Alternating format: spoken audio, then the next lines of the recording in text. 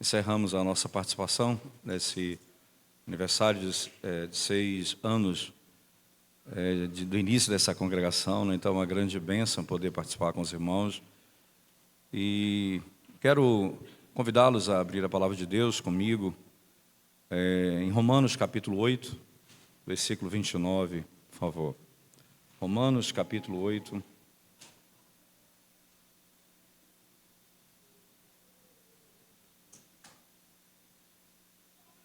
Versículo 29.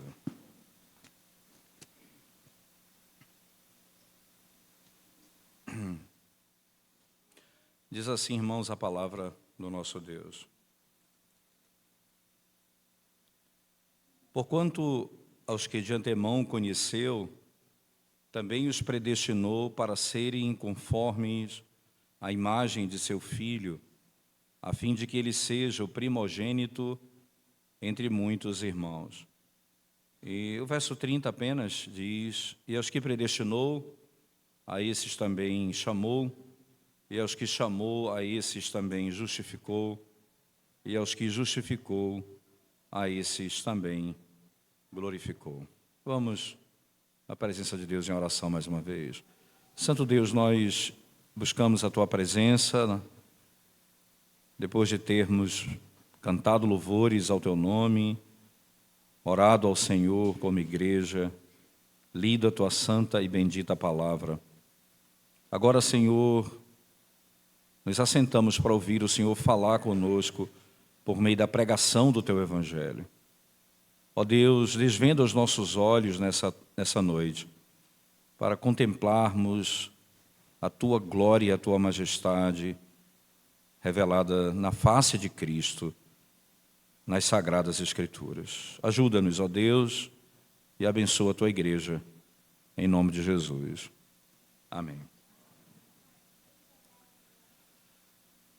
Se nós fôssemos dar um tema para o livro da carta do apóstolo Paulo aos Romanos, seria o Deus que restaura a glória que é devida unicamente ao seu nome.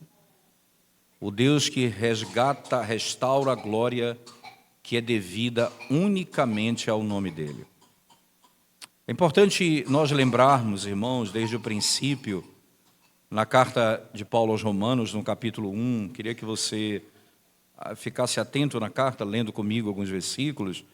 No capítulo 1 da carta de Paulo aos Romanos, você vai se deparar, por exemplo, com algumas declarações do apóstolo Paulo, por exemplo, no versículo 21 da carta aos Romanos. Ele diz assim, capítulo 1, carta de Paulo aos Romanos, capítulo 1, verso 21, diz assim o texto sagrado.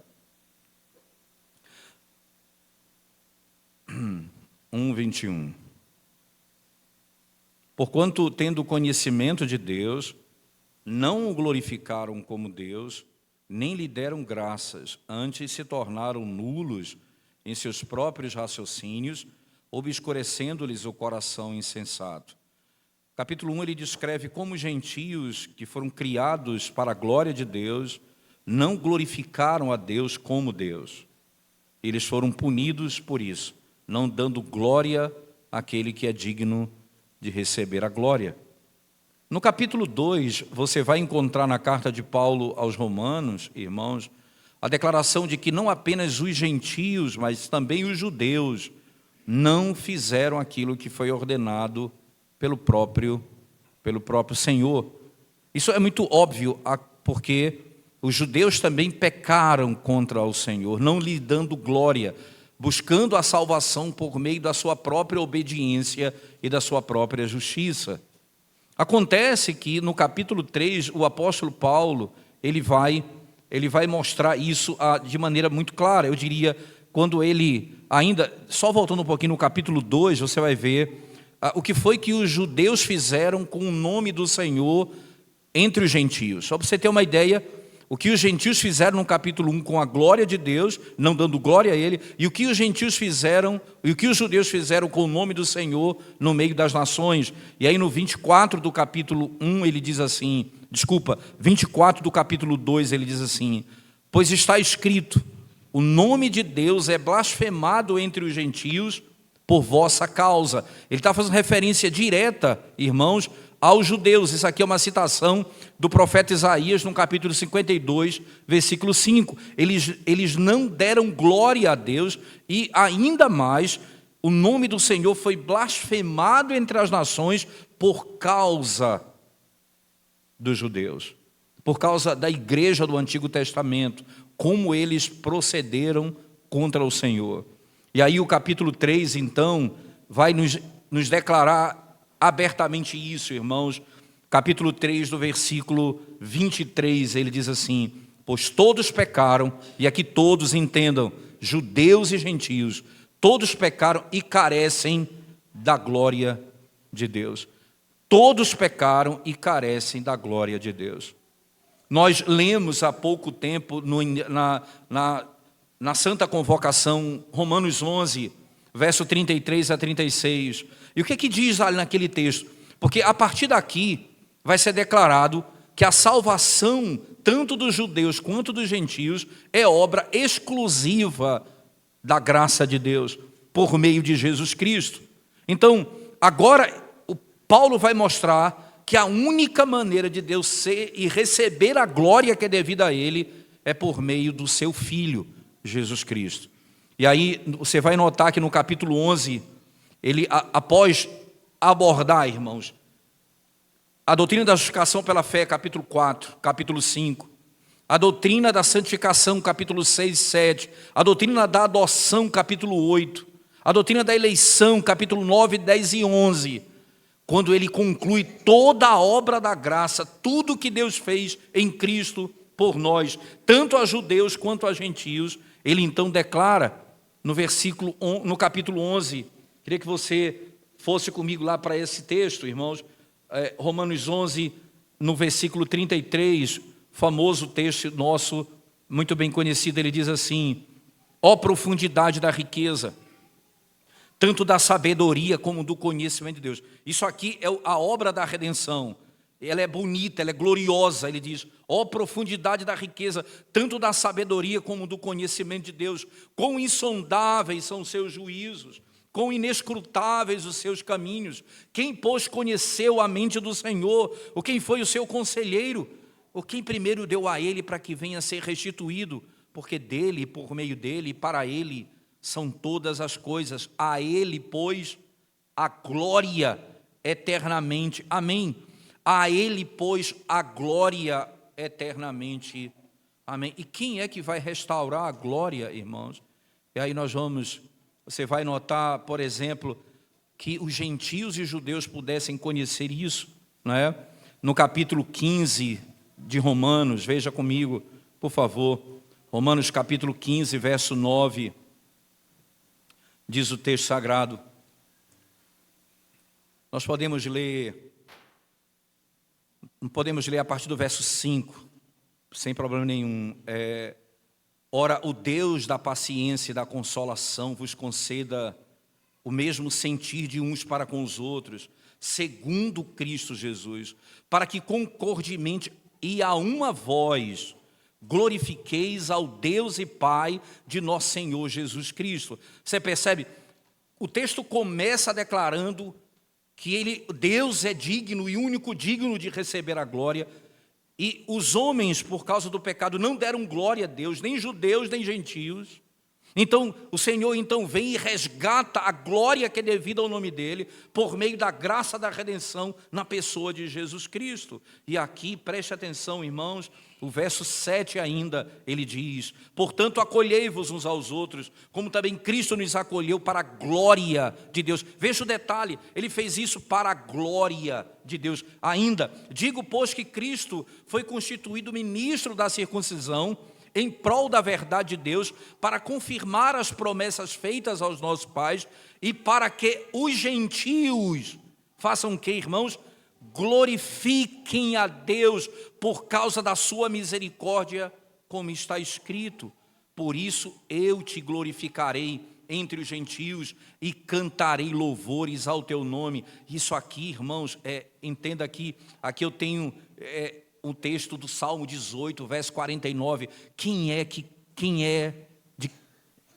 quem fala esse salmo? Esse é um salmo messiânico, entenda isso. Todo salmo ele é cristocêntrico, todo salmo é Cristo falando.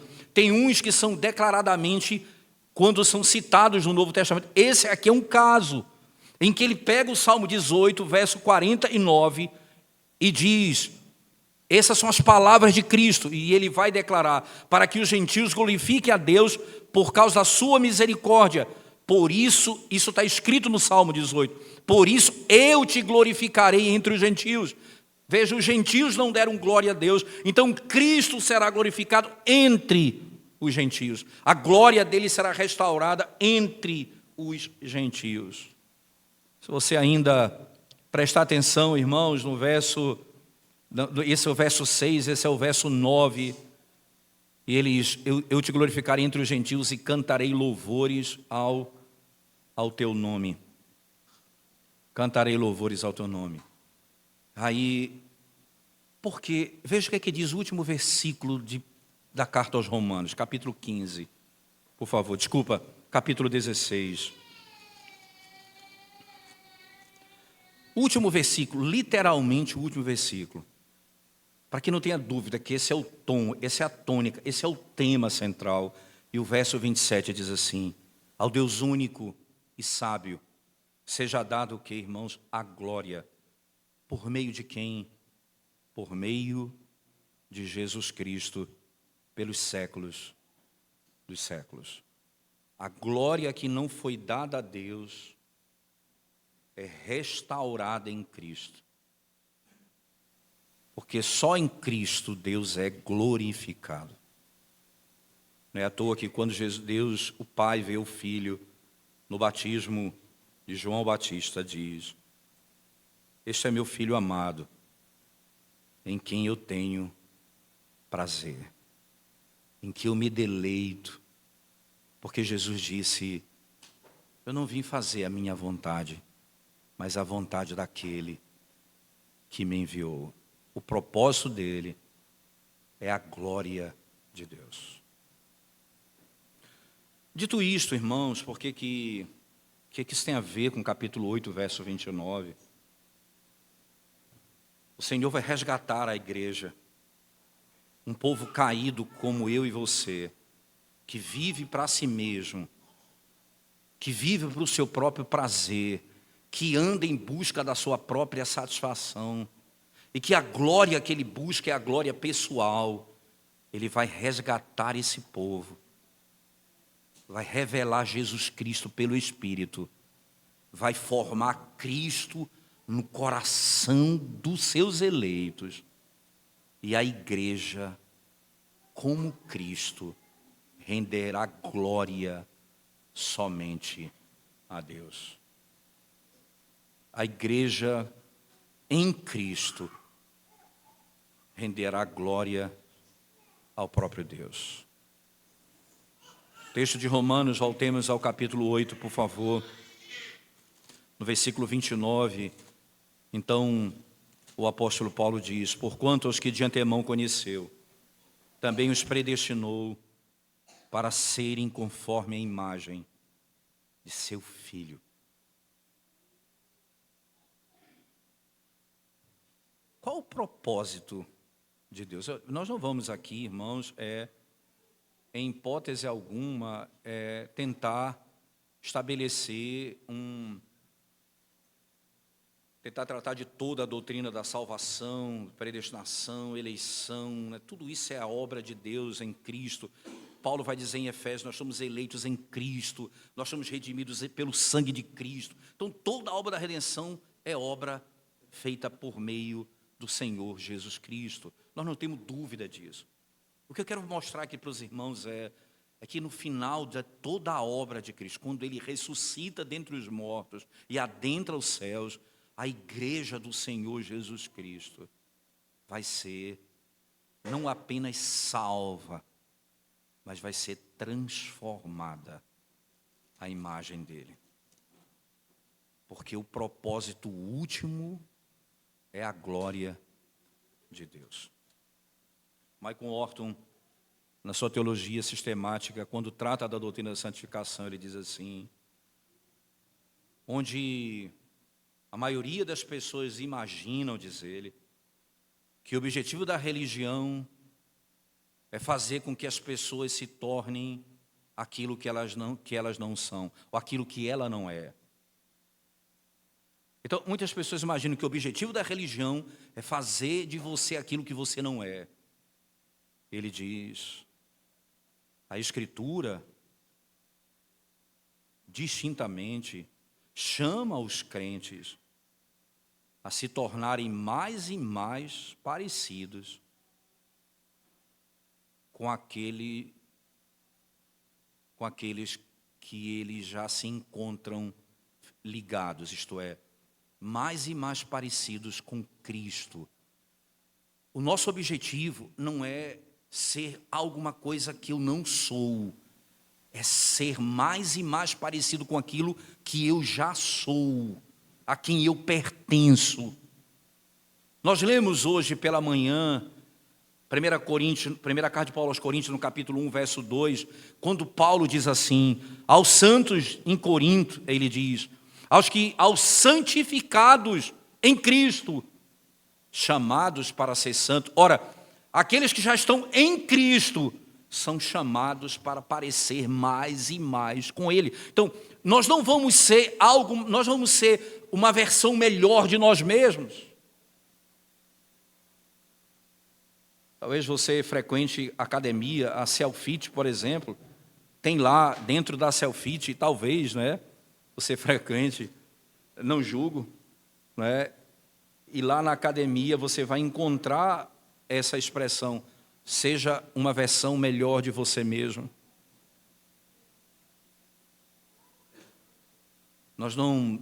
O Evangelho não vai nos fazer uma versão melhor de nós mesmos. Ele não vai melhorar a nossa situação. Ele não vai ajustar a minha vida. Ele vai me fazer mais parecido com Cristo. Esse é o alvo. Esse é o objetivo que o poder do Evangelho alcançará na vida do povo de Deus. E aqui, irmãos, esse é o grande passo, eu diria, o grande ponto a ser entendido nesse texto. E tem é atribuído a Michelangelo uma frase que diz assim, ele diz que ele falou numa pedra onde ele ia esculpir, ou em um lugar onde ele ia esculpir, ele disse, ali eu vi um anjo, vou libertá-lo. O que ele está querendo dizer, segundo alguns, é que ele olha para aquela pedra, ou para aquilo que ele vai esculpir, e vê ali a figura de um anjo. E ele então passa a tirar tudo que é excesso, para que fique apenas aquilo que ele vê, o anjo. Então, ele vai libertar o anjo daquela pedra. Então você imagina que o que vai acontecer conosco o Senhor vai operar em nós de tal maneira que o que ele vê em mim? O que ele vê no crente? O que Cristo, o que o Deus Pai vê em cada eleito? Jesus Cristo. Percebe, irmãos? Jesus disse, é necessário que eu vá, porque quando eu for, o Espírito virá, e quando ele vier, ele vos convencerá do pecado, porque não crê em mim. John Stott diz que a obra do Espírito, no primeiro momento, é revelar Cristo ao pecador, e no segundo momento, é formar Cristo dentro do pecador. E o que Deus vai fazer? Ele vai tirar tudo que é excesso até Cristo ser visto em nós. E ele vai usar o sofrimento, a aflição, a dor, o outro irmão, ferro afiando ferro, as lutas da vida. Ele vai usar os meios santos para que nós sejamos forjados à imagem de Cristo. Ele disse, nós seremos transformados a imagem do seu Filho. A Escritura, então, irmãos, nos ensina a maravilhosa e suprema verdade do Evangelho é que Deus e o homem compartilham o mesmo fim e o mesmo propósito. O teu propósito não é diferente do propósito de Deus. Isso é impressionante. Veja, porque... Lembra da pergunta do catecismo, breve catecismo, qual é o fim principal do homem? A famosa pergunta. O fim principal do homem é glorificar a Deus e gozá-lo e deleitar-se nele para sempre. Deus faz todas as coisas para quê, irmãos? Para o louvor da sua glória. Este é tanto o propósito quanto o deleite de Deus. Ele se deleita nisso. E de modo surpreendente, Ele nos criou para o mesmo propósito dele. Agostinho tem uma frase famosa que ele diz assim, nas Confissões de Agostinho, ele fala: tu nos incitas a encontrar prazer em te louvar. Tu nos incitas a encontrar prazer em te louvar, porque nos fizestes para ti, e o nosso coração anda inquieto, enquanto não descansar em ti. Tu nos fizestes para ti, e a nossa alma não encontrará descanso, enquanto não te encontrar verdadeiramente. Como isso pode se realizar, irmãos? De modo que a tua felicidade e a felicidade de Deus coincidam. Como é que pode? E como pode ser possível, visto que somos criaturas caídas e por natureza hostis à vontade e à glória de Deus, o que buscamos é a nossa própria glória. Então, alguns pontos eu quero traçar com vocês à luz desse texto, irmãos. Primeiro, perceba que santificação é sinônimo de semelhança com Cristo. Santificação é sinônimo de semelhança com Cristo. Olhando para o versículo, você vai notar: os que de antemão conheceu, também os predestinou para serem conformes à imagem de seu Filho. O propósito de Deus é, antes de tudo, irmãos, retornar-nos plenamente para si mesmo, para o próprio Deus. E então realizar um processo de santificação no qual deixamos de ser conformados a este mundo e a essa era e a um mundo caído, e ao mesmo tempo somos transformados com vistas a sermos finalmente reconformados à imagem de Jesus Cristo, o Filho de Deus. Isso vai explicar, sem dúvida, o grande panorama da nossa redenção. Fomos criados para ser filhos de Deus, refletindo Deus em miniatura, vivendo à luz de sua semelhança. Fomos restaurados a isto pela regeneração. Entenda, eu fui criado para um propósito e a regeneração e redenção me conduz ao mesmo propósito para o qual eu fui criado, pelo qual eu fui adotado, pelo qual eu fui justificado. E nós somos conformados a essa realidade. Em última instância, eu posso dizer, isso significa semelhança com Cristo. Então nós vamos refletir plenamente a imagem de Cristo no final, nosso irmão mais velho. O propósito de Deus, o propósito que Ele traçou para o seu povo, irmãos, e para o nosso destino, antecede a própria história. Seu cumprimento ocorrerá quando a história atingir o seu clímax, quando tudo terminar na glorificação de Cristo em seu povo e em todo o cosmos, quando tudo aquilo que não glorifica o seu nome será lançado para o inferno e somente aquilo que traz glória e louvor ao seu nome permanecerá para sempre. Deixa eu colocar da seguinte maneira, irmãos. Às vezes nós pensamos que santificação e salvação envolve apenas conhecimento. Eu vou falar da importância do conhecimento um pouco lá na frente. Mas as pessoas pensam que envolve apenas conhecimento e entendimento. Em última instância, a santificação não é apenas algo que acontece no cérebro, que é conhecer o plano da salvação, entender a verdade, o caminho da vida eterna. Na realidade, a santificação é pessoal, envolve a nossa pessoa e o nosso caráter. Significa dizer que conhecer e tornar-se semelhante àquele que disse: eu sou o caminho, a verdade e a vida. Não existe caminho, verdade ou vida que possam ser abstraídos do próprio Senhor Jesus Cristo. Ele não nos mostra um caminho separado da sua pessoa. E eu quero trazer à memória aqui João capítulo 11, quando Jesus, diante da morte de Lázaro, trata com Marta. E Jesus disse para Marta que aquela morte, aquilo que aconteceu com Lázaro, não é para o fim, é para a glória de Deus. E aí, naquele contexto, você vai lembrar que Jesus diz que ele viveria. E Marta então diz ao Senhor: Senhor, eu sei que ele viverá, porque ele ressuscitará no último dia. Ela cria na doutrina da ressurreição. Só tem um detalhe: Jesus disse: eu sou a ressurreição e a vida.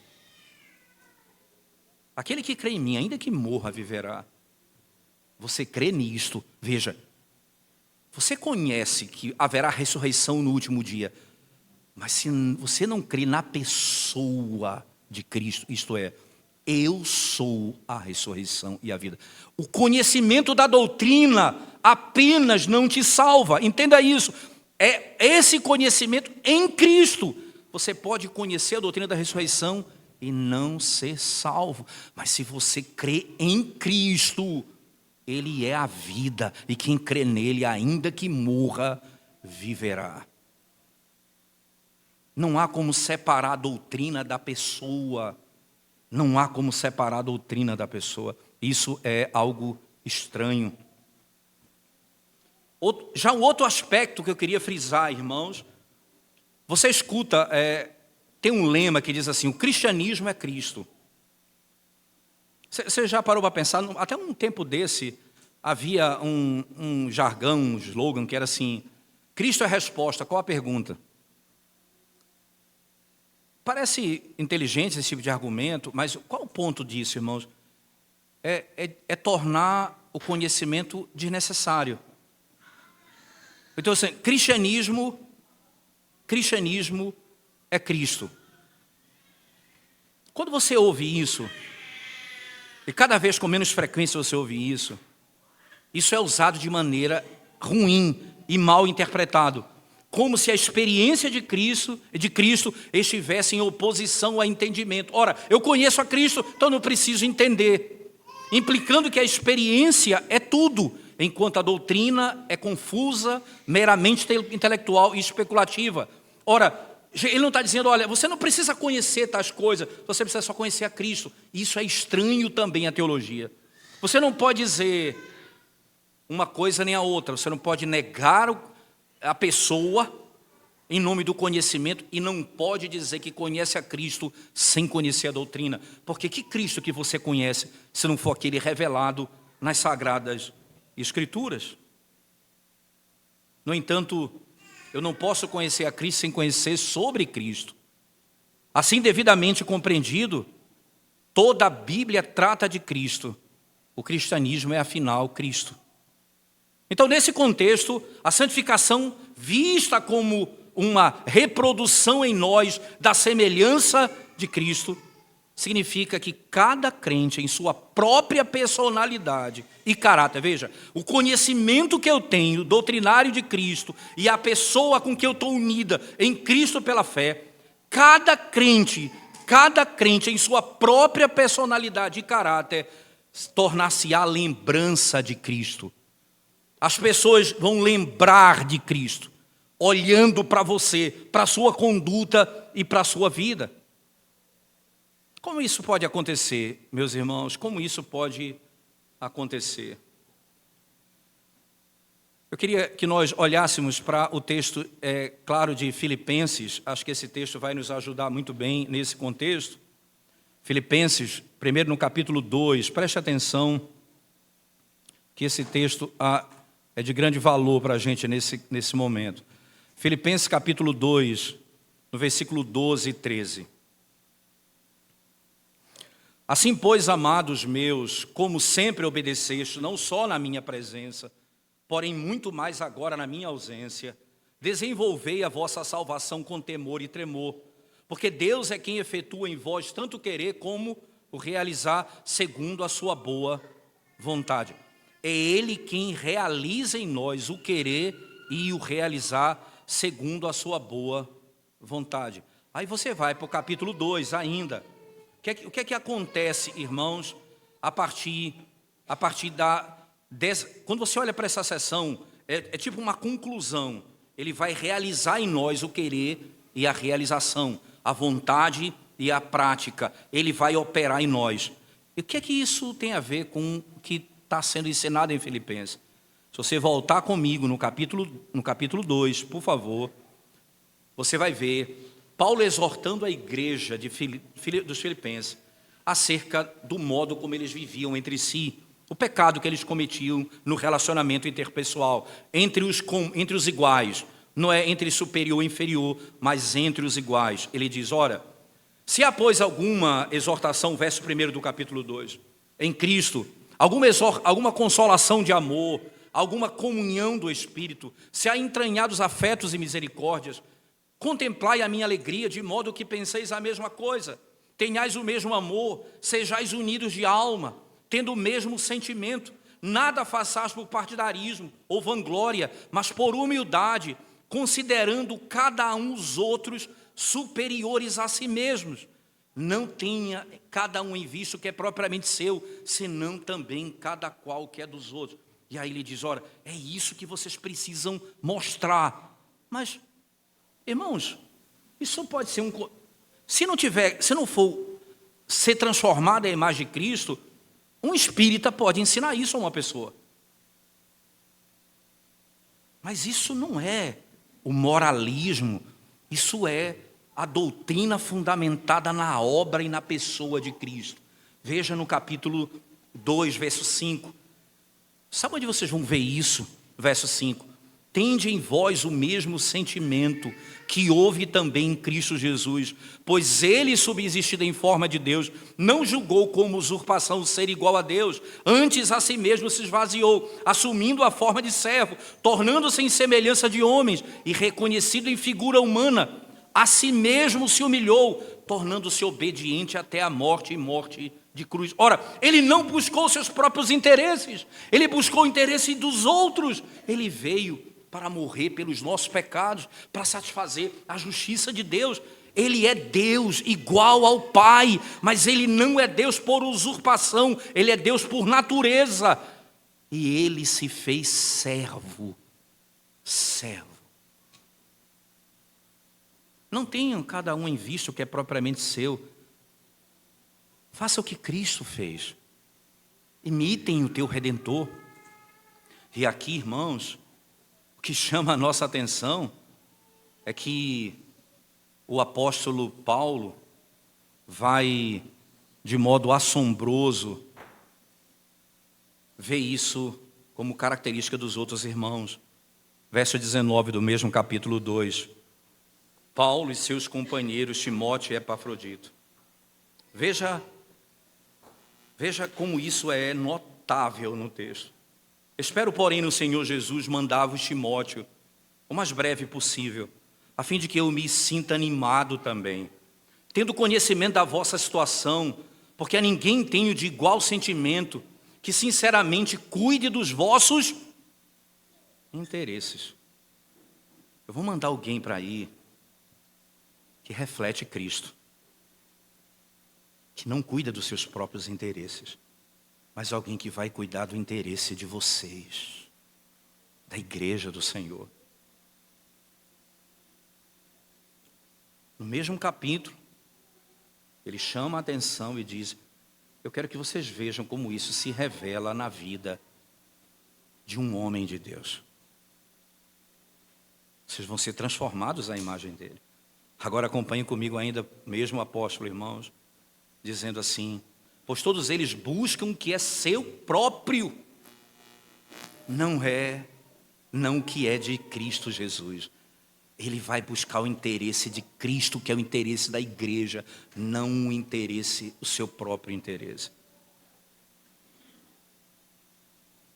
Os outros buscam seus próprios interesses, não refletem Cristo. Aí ele continua: e conheceis o seu caráter provado, pois serviu o evangelho junto comigo, como filho ao Pai.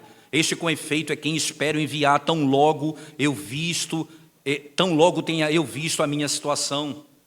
E estou persuadido no Senhor de que também eu mesmo brevemente irei. Julguei, todavia, necessário mandar também a vós, Epafrodito, por um lado, meu irmão cooperador, companheiro de lutas, e por outro, vosso mensageiro, vosso auxiliar nas minhas necessidades, visto que ele tinha saudade de todos vós.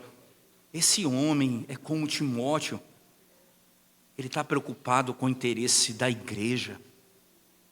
Eu vou mandar para a igreja homens que reflitam Cristo. O que Paulo está nos ensinando aqui, meus irmãos, é glorioso, em todos esses aspectos. Não vamos perder o fio da meada aqui com isso, não vamos perder. Aquilo que primeiro foi visto em Cristo, a abnegação, o espírito de servo, o considerar os outros mais importantes que a si mesmo, foi desenvolvido na vida dos dois companheiros de Paulo.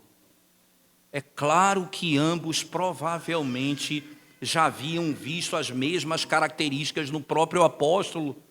Assim, temos aqui 3 homens completamente diferentes em personalidade. Timóteo tem uma personalidade, Epafrodito tem uma personalidade, Paulo tem uma personalidade, mas os 3 refletem Cristo nas suas personalidades. E eles buscam não aquilo que é propriamente seu, mas o que é do Senhor. É porque, irmãos, como nós poderíamos ser santificados se não fôssemos transformados à imagem de Cristo? Paulo diz: eu vou mostrar em outras palavras como eles lembram Cristo. Como eles lembram Cristo.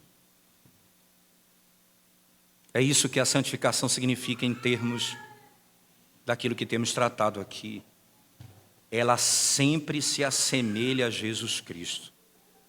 Sempre. Esse é o processo que o Espírito inaugura na regeneração e consumará plenamente na glorificação. Nós seremos transformados à imagem de Cristo Jesus, até o fim. Tem um texto que alguém pode dizer assim: mas isso aqui é uma coisa do Novo Testamento. Será que no Antigo Testamento tinha algo parecido? Eu podia citar outros exemplos. Eu vou citar um exemplo para vocês, bem rápido, irmãos. Sem desmarcar Romanos, venha comigo para Isaías, no capítulo 53, por favor. Isaías 53.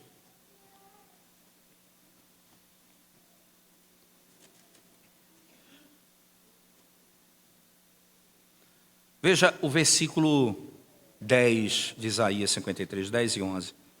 Ele diz assim, o 10, acho que ele é interessante, diz assim, olha: todavia ao Senhor agradou moê-lo, fazendo-o enfermar. Ele está falando aqui, até o verso 10, veja, do 4 ao 6, do 4 até o 9, ele vai descrever a obediência de Cristo. Não se achou dolo na sua boca, ele nunca cometeu pecado. Por isso que o verso 10 inicia com uma adversativa, uma quebra. Por quê? Porque não é muito lógico um filho obediente ser disciplinado, mas porque a obediência de Cristo é o fundamento da perfeição do seu sacrifício. O sacrifício dele é perfeito porque ele nunca cometeu pecado. E aí, como ele é obediente, no verso 10 diz: todavia, ao Senhor agradou moê-lo. Essa palavra moê-lo, que coisa interessante. Essa expressão moer aqui, quebrantar, abater, O Senhor se agradou em moer o filho. Você sabe como é a característica daqueles que o Senhor vai salvar? A mesma palavra hebraica. Isaías 57, verso 15. Venha comigo, por favor. Isaías 57, 15. Diz assim o texto. Porque assim diz o alto, o sublime, que habita a eternidade, o qual tem o nome de santo. Habito no alto e santo lugar, mas também habito com o contrito e abatido de espírito, para vivificar o espírito dos abatidos e vivificar o coração dos contritos. Quem é o primeiro contrito e abatido? Cristo, que essa é a palavra em Isaías 53. Deus se agradou em abatê-lo. Qual é a marca daqueles que ele vem salvar? Os que foram moídos de espírito, os quebrados de espírito. Daí, Davi vai dizer, se o Senhor quisesse sacrifício, eu daria todo, mas um homem de coração contrito e quebrantado, tu não rejeitas. É Cristo nele. Deus agradou moê-lo. E isso é a marca dos que serão redimidos. O Senhor moe o nosso coração, nos humilha. Romanos nos garante que nós vamos ser transformados à imagem de Cristo. Qual o destino final, concluindo o nosso sermão, irmãos? Tudo o que acontece na vida cristã ocorre sob a superintendência soberana de nosso Pai Celestial.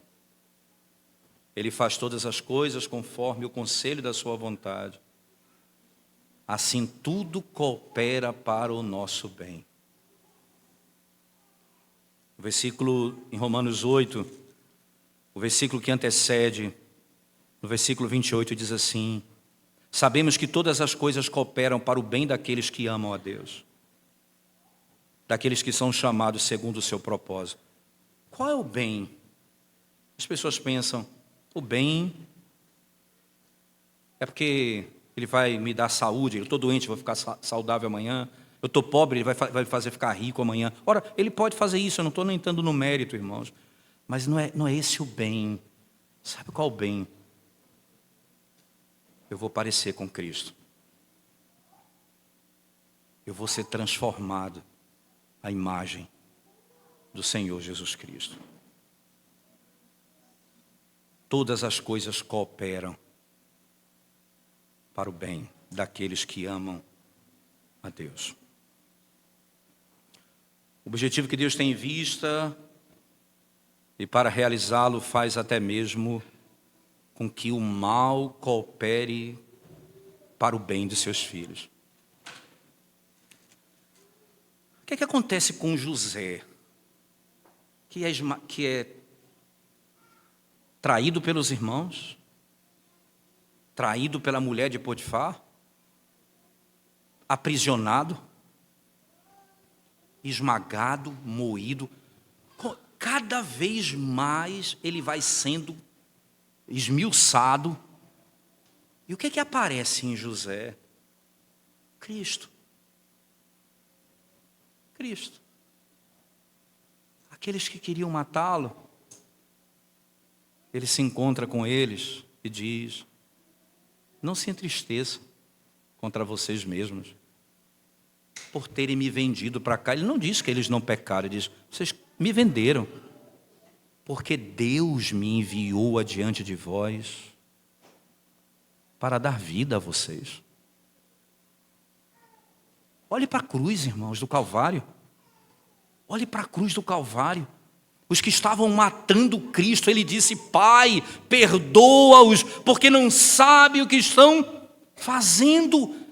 José, ele é esmagado, moído, e ele parece com Cristo.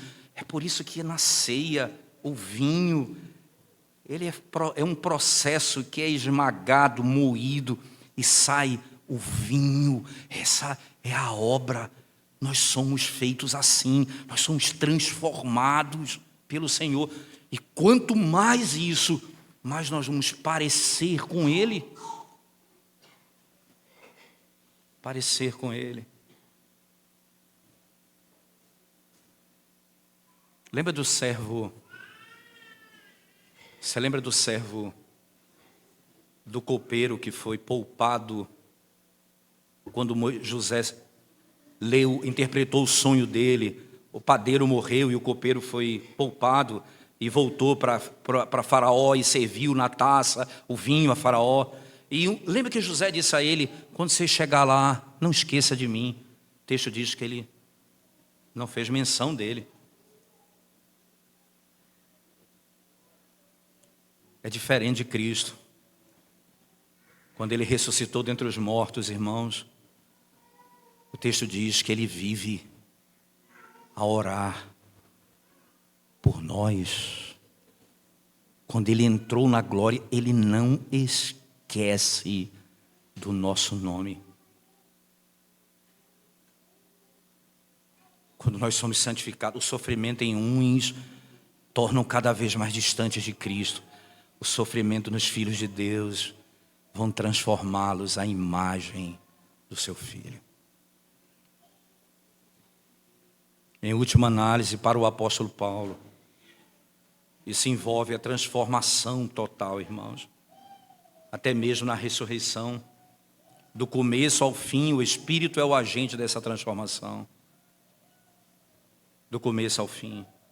Paulo, escrevendo a segunda carta aos Coríntios, no capítulo 3, ele diz: e todos nós, com o rosto descoberto, contemplando a glória do Senhor, somos transformados de glória em glória na sua própria imagem, como pelo Senhor que é o Espírito. Isso cria, irmãos, uma demarcação profunda entre o copeiro e José, entre o crente e o ímpio. Para o não cristão, o futuro a princípio parece longo e o passado curto. Aos poucos, para o ímpio, essa perspectiva muda. O passado parece ter sido curto demais e agora o futuro parece também curto. Ele não tem mais tempo. Ele lida com o tempo sempre distintamente, enquanto os que estão em Cristo, eles lidam com o tempo de modo completamente diferente. Qual a diferença? O cristão vive do futuro para o passado. O que eu sei que vai acontecer comigo? Eu vou ser transformado à imagem de Cristo. O que eu sei que vai acontecer comigo? Eu habitarei na presença do Senhor com o corpo glorificado e o glorificarei por toda a eternidade. Eu sei o que vai acontecer comigo. Então, como é que eu olho para a aflição? Eu olho para a aflição na lente da glória. Daí Paulo diz: o sofrimento do presente não se compara com a glória que há de se manifestar no futuro, irmãos. E aqui não é uma questão apenas cronológica, sofrimento agora, glória amanhã. Não é apenas uma questão cronológica, é uma questão também causal. Porque a nossa leve e momentânea tribulação produz para nós eterno peso de glória acima de comparação. As lutas e o sofrimento, as provações, são instrumentos nas mãos do Espírito, que é a matéria-prima a partir da qual Ele cria glória em nós. Assim aprendemos a viver nossas vidas e a enxergar o processo, às vezes doloroso, de sermos feitos santos, à luz da glória final que compartilharemos com Cristo. Porque é para lá que tudo se dirige. O que é que isso me ajuda na prática, irmãos? Por natureza, não somos candidatos muito promissores para a produção de glória. Nós buscamos a nossa própria glória. Nós queremos ser glorificados segundo a nossa própria maneira, do nosso próprio modo. Nossas vidas estão nas mãos de um Pai Celestial muito determinado. Ele sabe que sem santidade não podemos ver o Senhor. Somente aqueles que são semelhantes a Ele poderão vê-lo como Ele é. Então olhe para a sua vida e pergunte, você que está em Cristo, a sua vida está mais desafiadora depois de Cristo? Você está confuso com o que o Senhor parece estar fazendo nas circunstâncias da sua vida? Você enfrenta provações e sofre aflições, até mesmo formas de perseguição que você nunca imaginou sofrer. Você está descobrindo mais pecado em seu coração do que jamais pensou em existir na sua vida antes de se converter. Se essa resposta é sim, então Ele está te santificando.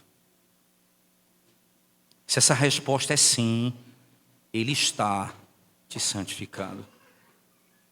Essa obra é muito maior, muito mais ampla, muito mais longa, muito mais profunda do que você planejaria para você mesmo.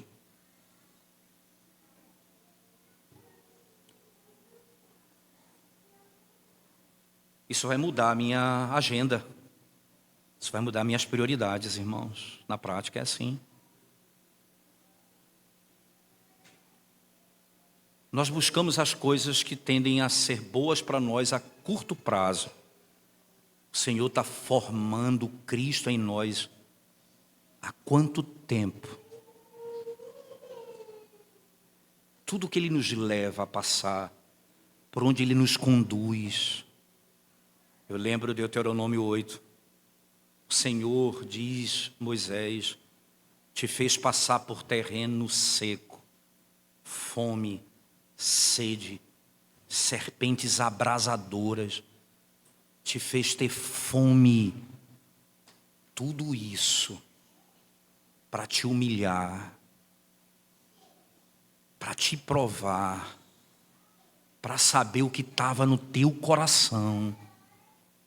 E no verso 16 ele diz, e no final, te fazer o bem. Você sabe o que está nesse contexto? Ele diz, vocês provaram o maná que nem os seus pais conheciam. E aí tem a citação que Cristo usa na tentação, nem só de pão vive o homem, mas de toda a palavra que procede da boca de Deus. O Senhor vai me levar a olhar para Cristo. Ele vai me fazer o bem.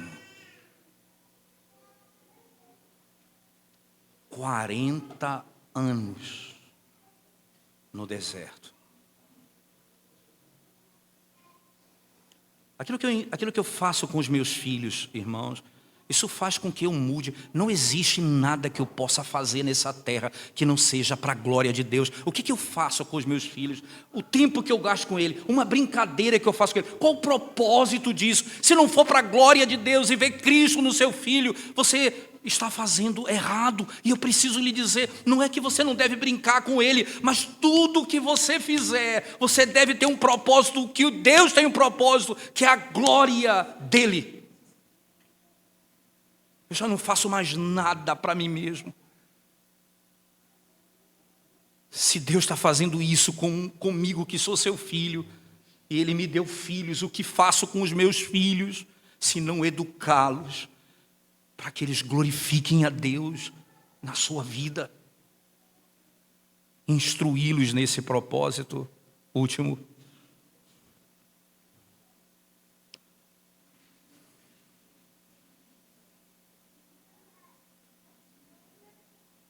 Eu preciso conhecer a Deus para que isso se revele em mim. Eu quero concluir, irmãos, dizendo para vocês o seguinte.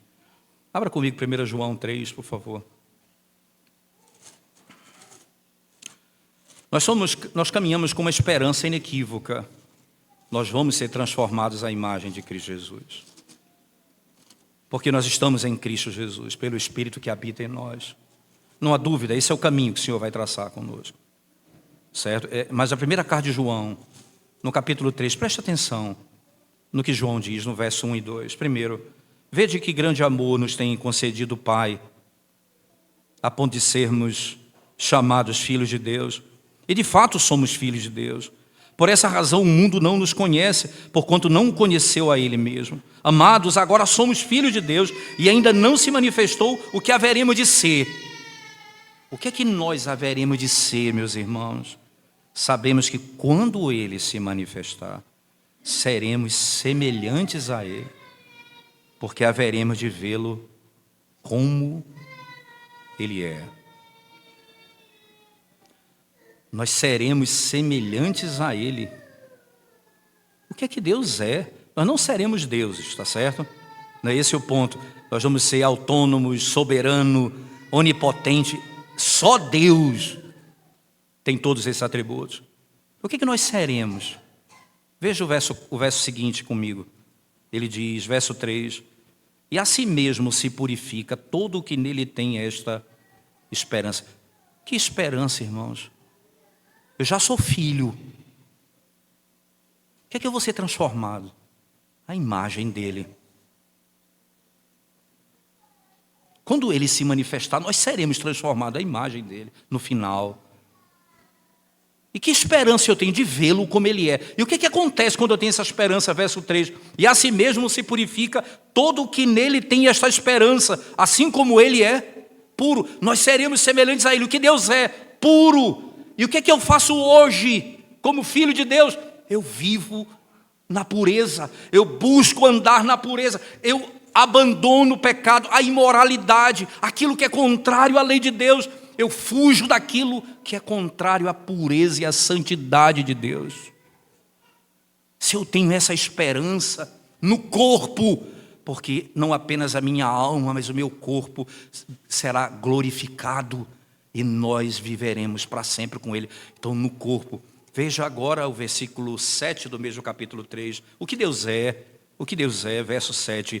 Filhinhos, não vos deixeis enganar por ninguém. Aquele que pratica a justiça é justo, assim como Ele é justo. O que Deus é? Deus é puro, Deus é justo. E o que é que nós somos? Nós imitamos Ele em Cristo. Nós parecemos com Cristo. Veja o que ele diz no verso 8. Aquele que pratica o pecado procede do diabo, porque o diabo vive pecando desde o princípio. Para isso se manifestou o Filho de Deus, para destruir as obras do diabo. Então nós não nos associamos com as obras do diabo, nós não nos associamos com as coisas desse mundo, carnais. Nós vivemos dessa forma, para a glória dele, porque ele é justo. Nós fazemos aquilo que é justo.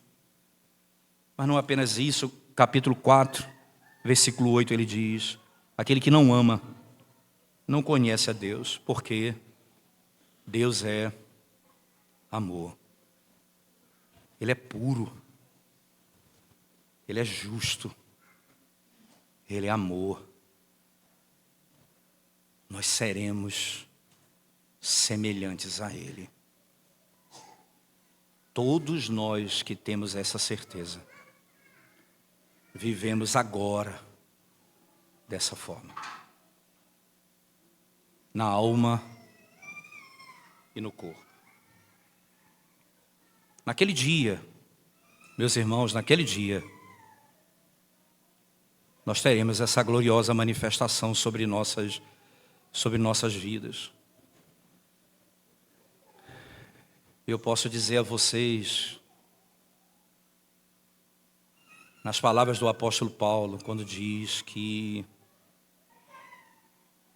nem olhos viram, nem ouvidos ouviram, nem jamais penetrou no coração do homem. Isso não é natural. Isso não é próprio da visão humana. O que Deus tem preparado para os que o amam. Essas coisas Deus nos revelou pelo Espírito. Nós estamos em Cristo. Esse caminho o mundo não conhece. Só aqueles que estão em Cristo Jesus. É certo que venceremos, porque Ele venceu. Vamos orar ao Senhor nesse momento, irmãos, mais uma vez.